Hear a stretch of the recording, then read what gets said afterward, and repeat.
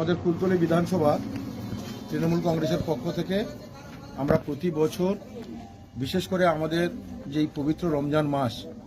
এই রমজান মাসে আমাদের কুলতলি বিধানসভায় যতগুলো মসজিদ, মাদ্রাসা এবং মুফতিয়া আছে, আমরা প্রতি বছর একদিনের জন্য আমরা ইফতার সামগ্রী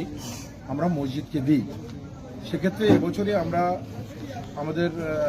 428 পিস, এবছরে 428 পিস মসজিদ এবং মাদ্রাসা এবং মুফতিয়া আমাদের কুলতলি বিধানসভায় যতগুলো রোজদার ভাই আছে, রোজা যারা করে এই পবিত্র রমজান মাসে, আমাদের পক্ষ থেকে তাদেরকে শুভেচ্ছা জানাই। এবং আমরা এই যে যৎসামান্য আমাদের পক্ষ থেকে যে ইফতার সামগ্রী পৌঁছে দিচ্ছি, যাতে এটা তারা সাদরে গ্রহণ করে এবং আগামী দিন যাতে আমাদেরকে দোয়া করে, আমরা যাতে আরও ভালোভাবে তাদের পাশে থেকে আমরা এই সম্প্রীতির বাংলা, সংস্কৃতির বাংলা সবাই মিলে একসাথে চলে ভ্রাতৃত্বের বন্ধন আরও মজবুত এবং আউটলুট করি, এটাই হচ্ছে আমাদের বার্তা।